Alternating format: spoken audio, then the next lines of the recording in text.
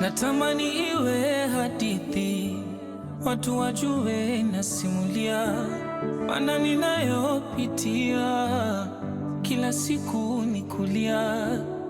Huduma naona vita, mke naye anisumbua, ila imani yangu ipo kwa Mungu, naamini mambo yatabadilika. Abigaili, mke wangu we, naamini utabadilika. Abigaili, mke wangu we, na mimi nitafarijika.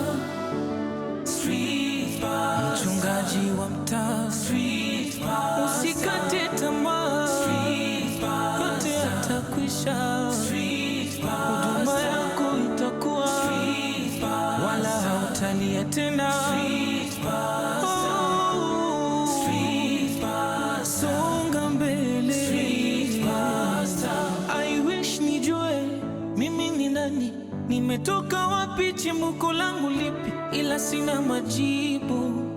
Nimebaki na Mungu wangu tu, na yote yanaonisibu namwambiaga Mungu wangu tu. Abigaili, mke wangu we, amini utabadilika. Abigaili, mke wangu we. Oya! Wewe vipi wewe? Hapa sio kanisani babu. Acha uweze hizo pigo wewe. Mungu. Wewe mwana nyumba imebaki Mungu. Shamba nini wewe? Gido. Sio vibaya mtu kumwomba Mungu wake. Ninakupa dakika 5. Muombe Mungu wako. Mungu akubariki sana. Kwa maana mimi sasa ninamiminwa na saa ya kufariki kwangu imefika. Nimevipiga vita vilivyo vizuri, mwendo nimeumaliza, na imani nimeilinda. Na baada ya hayo nimewekewa taji ya haki ambayo Bwana rekone mesekete, Bwana mhukumu wa haki, atanipa siku hiyo, na si mimi, ni pamoja na kila mtu. Inatosha, nimekupa dakika 5. Kipanga, mbona huyu nige iko tofauti sana, tofauti na tuma alizotupa Madam Maya, kwa sababu mwamba anaonekana mcha Mungu sana. Na au mimi na mawenge. Gido, punguza mawenge.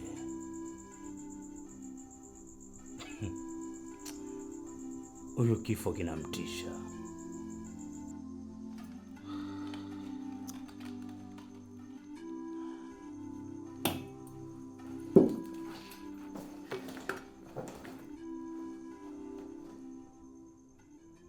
Patrick,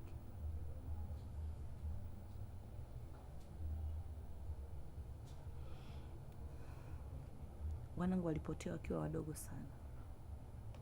Kwa hiyo ninavyokutazama naona kama natazama mwanangu niliyemzaa.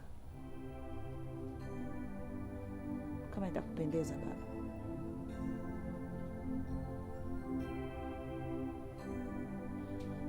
naomba niite mama.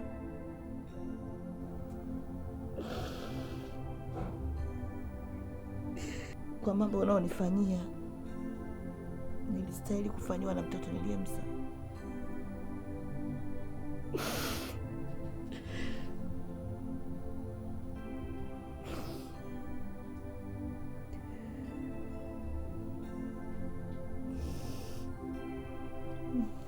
Basi inatosha.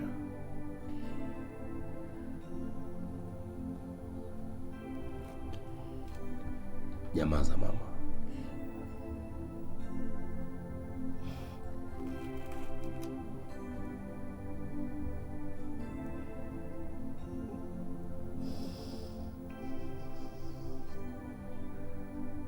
wakati mzuri mama yangu. Mimi nakwenda.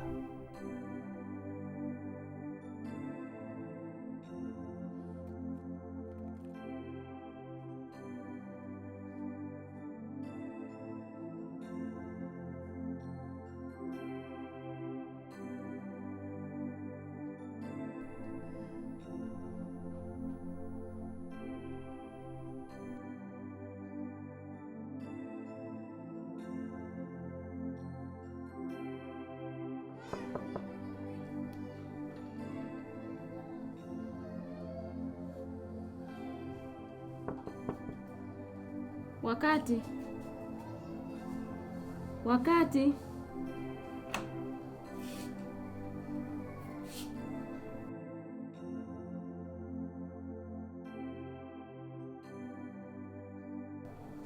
mbona umekuja usiku? Mwanangu Joseph Ndunguru mpaka saizi hajarudi nyumbani na simu yake haipatikani. Yaani lazima tu atakuwa kwenye shida, lazima. Sasa atakuwa amepatwa na nini huyu jamaa? Isije kama mwanao Abigaili amemkamata juu kwa juu akamwambia asirudi nyumbani.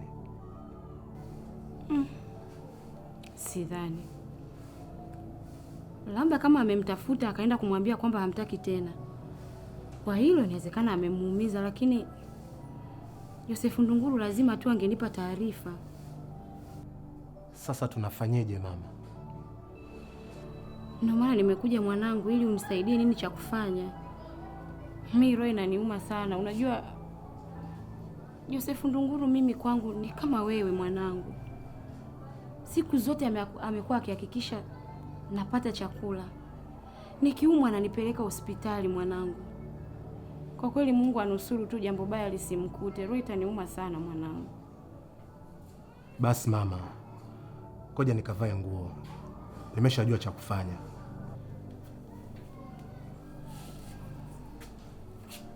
Usijali mama. Mimi na imani tutampata tu. Nitulize.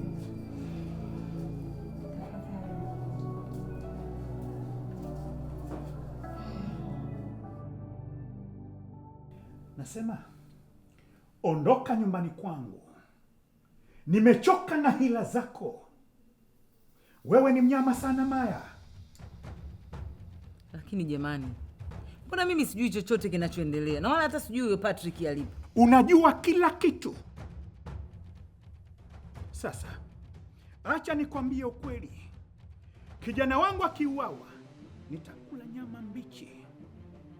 Haya, toka nje na usirudi tena hapa. Unajisaulisha. Ukumbuke kabisa kwa mimi ni mke wako wa ndoa. Kwa hiyo na haki zote katika hii nyumba. Mchungaji wa mtaa, usikate tamaa. Mchungaji wa mtaa, usikate tamaa. Hauna haki yoyote ile Maya.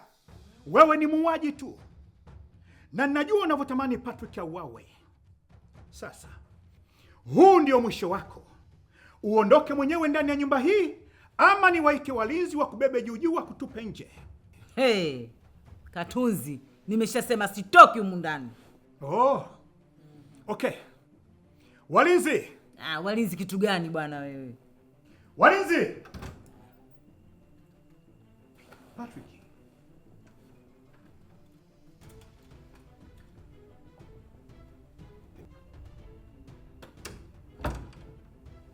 Nimerejea nyumbani baba. Ni wewe, si ndio? Nitakuua Maya. Mwache mwanangu aishi maisha yake. Sio yeye baba. Nini kimekutokea mwanangu? Niambie. Nimkate ulimi wake kwa mikono yangu mwenyewe. Niambie. Nimechoka sana baba. Nahitaji kupumzika. Nafikiri tutaongelea hilo kesho. Asante baba.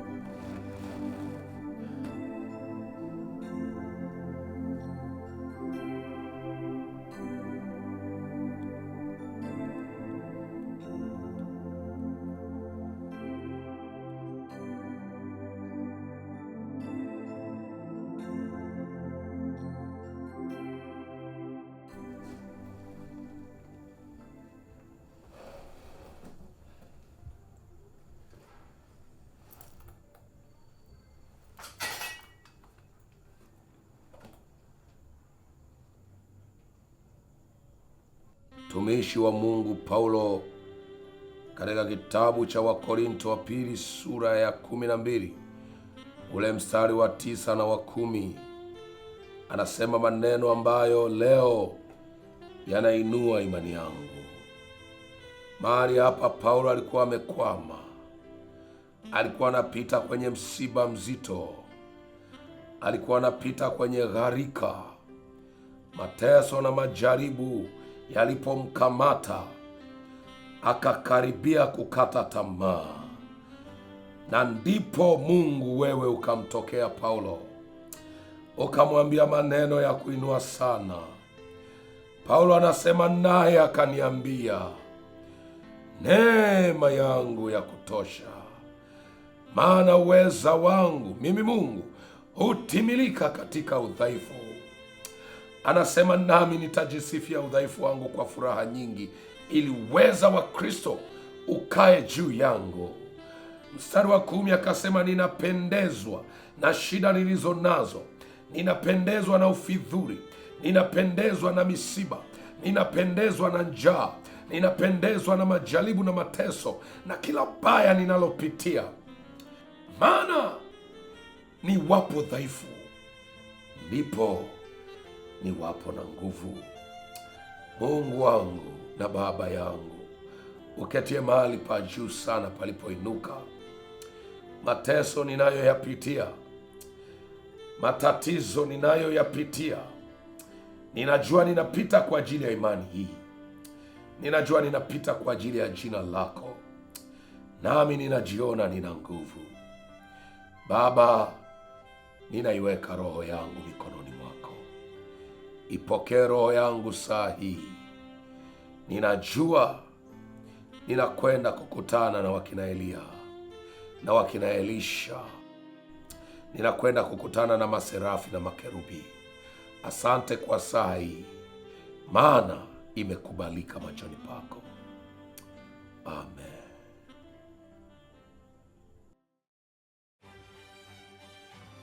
Shit. Piga simu sasa.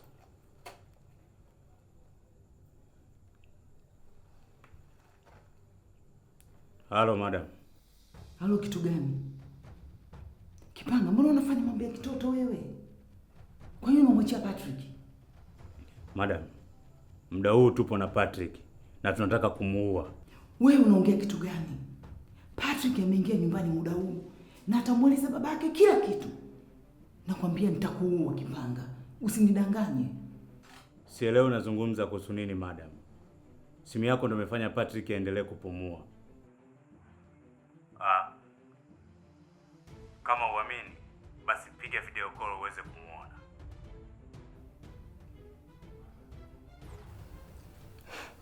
Okay. Mimi nipo tayari kumlea Patrick kama mtoto wangu wa kumzaa. Na nakuhakikishia hakuna mtu yote ambaye anaweza kugundua huu tofauti. Ila nina hofu. Hofu yako ni nini Maya? Hofu yangu mimi, naweza nikatumia nguvu nyingi sana kumlea Patrick, lakini mamake akaja kumchukua. Litanumiza sana hilo okay. Maya, wewe nikwambie kitu. Mama Patrick alijifungua watoto mapacha wawili.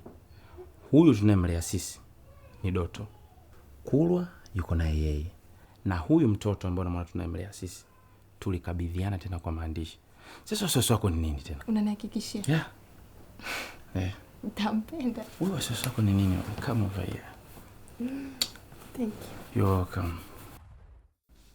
Sasa sikiliza Kipanga. Huyo mtu naomba mumwachie, msimdhuru. Asipate tatizo lolote, nitakuwa na kazi naye. Nitamtumia huyo. Haya, okay. Kuweni makini. Nawatakia usiku mwema.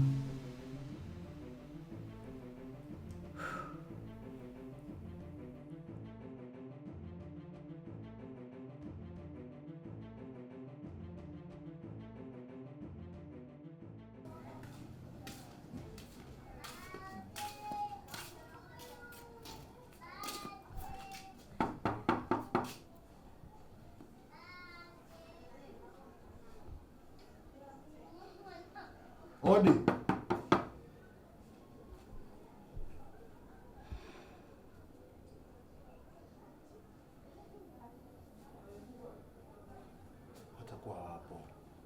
Odi.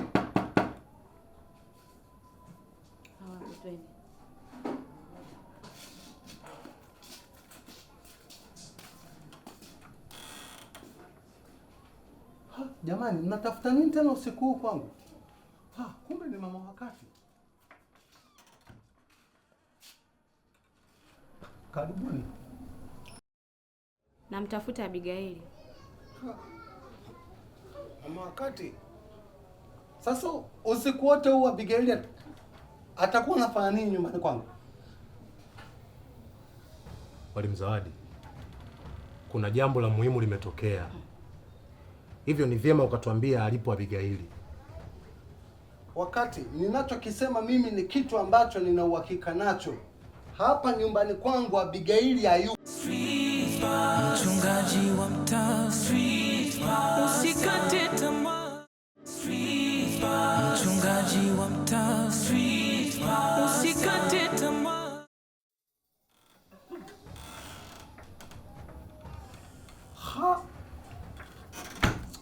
Wewe, kumbe ulikuwepo ndani? Haya. Baada ya yote mlionifanyia, sasa mmeamua kunitafuta tena, si ndio? Mwalimu Zawadi, naomba wakati mwingine usije ukajaribu kucheza na akili yangu. Huyu Abigaili pamoja na upumbavu wake wote bado ni binti yangu. Sijui unanielewa? Nauliza, unanielewa? Ndio. Naomba faragha, nataka kuongea na mwanangu. Mwalimu Zawadi haendi popote. Kwani hakuna asichokijua. Kila kitu anajua. Waongea tu hapa Mama Wakati. Oya bro, achia remote tupishe. Wewe, haendi popote nimesema. Wewe Abigaili, wewe. Nisikilize Mwalimu Zawadi. Naitwa Wakati. Ila unaweza ukaniita time after time skonko. Nitawagonga wote wawili. Wewe Abigaili, kama ni mambo ya kugongana mimi siyawezi. Acha mimi niwapishe muendelee na mazungumzo yenu. Chimba docho vele. Watu wenyewe wamekaa kiushali tu. Ndo tofauti yangu mimi na wao. Abigaili, tafadhali mwanangu. Tena tafadhali sana. Nataka kujua umemfanya nini Joseph Ndunguru? Kivipi? Kwa sababu tangu alivyoondoka asubuhi hajarudi. Na mpaka sasa tunavyoongea simu zake zote hazipatikani. Mtoto wa watu yuko wapi? Sasa mimi wewe inanihusu nini? Yeye alivyoondoka toka asubuhi mimi nilikuwa na wewe. Sasa unataka kuniambia kwamba ina maana mimi nilimuona katuko kwenye pilika zake. Mama Wakati. Mama Wakati, na kuheshimu. Na sihitaji kukuvunjia heshima hata dakika moja. Kwanza mimi nawashangaa. Na nilishakwambia siku nyingi mama, yule mtu simuhitaji, simtaki, simpendi na haitokuja kutokea hata siku hii moja. Yaani hata mtu anipe sijui pulungutu hata la pesa, siwezi kuwa naye yule mtu hata siku moja. Hivi wewe Abigaili, hicho kiburi chako, hicho kiburi wewe unakitolea wapi? Hivi hujui kama ni mamako huyu? Hichi kiburi mmenipa nyinyi. Kwa sababu unawashangaa nyinyi baada ya kunikumbatia mimi, eti mnamkumbatia Joseph Ndunguru, mtu ambaye hawahusu kabisa. Mnaniacha mimi damu yenu, mnaenda kumkumbatia mtu hawahusu. Jamani, samanini sana. Naombeni muondoke. Tena muondoke, sitaki kuwaona. Sawa mwanangu. Sisi tutaondoka. Lakini kuna mtu anakuulizia sana. Mimi nafikiri kesho tutamleta hapa ili awe anakuja kukufuata hapa na sio nyumbani kwangu. Mimi hakuna mtu anayeniulizia. Hakuna. Ina maana Tom London hawezi kukuulizia wewe. Aliyetufuata sisi usweken. Sikia. Sisi tunaenda. Jichunge sana. Hili hapa la mwisho. Sawa. Joseph Ndunguru akipata matatizo ambayo umeyasababisha wewe. Abigaili, ninakuapia kama Mungu aishivyo, kesho yako itakuwa ngumu sana. Yaani omba sana Mungu usihusishwe na kinachoendelea. Sisi tunaenda mwanangu, ila huyo mgeni wako sisi tutamwelekeza hapa kesho. Twende mama.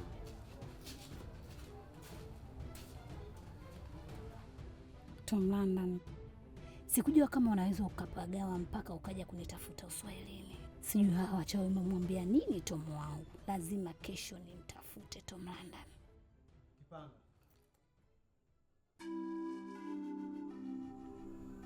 Mbona unaendelea kufanya kazi alafu na umeshusha upanga chini? Vipi?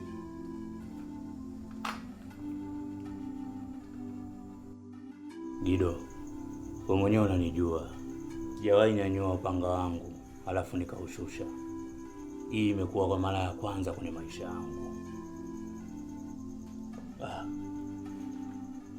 Moyo wangu unaniuma sana.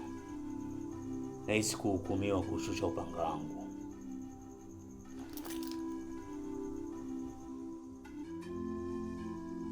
Kimetokea nini?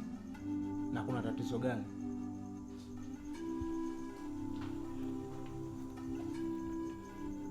Madam anasema eti Patrick amerudi nyumbani. Alihisi tumemruhusu. Inawezekana kama ulivyosema. Inawezekana huyu jamaa yuko sahihi. Tumemkamata mtu asiyekuwa na hatia.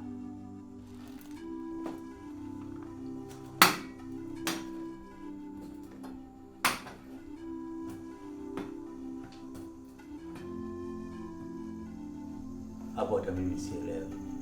Nahisi kuchanganyikiwa. Inawezekana wamefanana sana. Hata kama Kipanga, ni ngumu sana mtu kuto kumjua mwanae. Mimi nafikiri kuna kitu hatukifahamu. Itakuwa Madam Maya anataka kutuzulumu pesa ambazo zimebakia.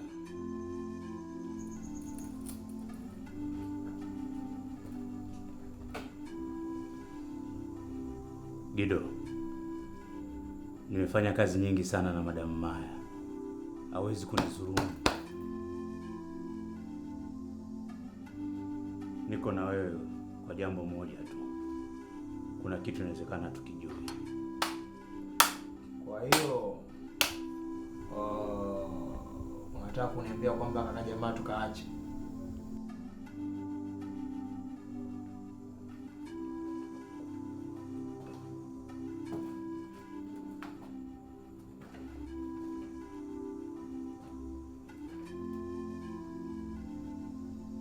Hapana. Madam Maya amesema tumtunze. Hii baadaye inaweza ikawa hela. Ni mchongo. Wapendwa, nimeshamwomba Mungu wangu tayari. Na mbona hamniui?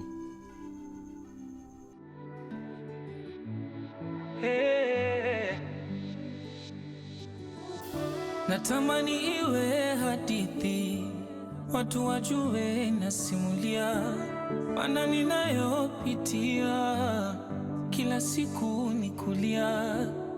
Huduma naona vita, mke naye anisumbua, ila imani yangu ipo kwa Mungu, naamini mambo yatabadilika. Abigaili, mke wangu we, amini utabadilika. Abigaili, mke wangu we, na mimi nitafarijika.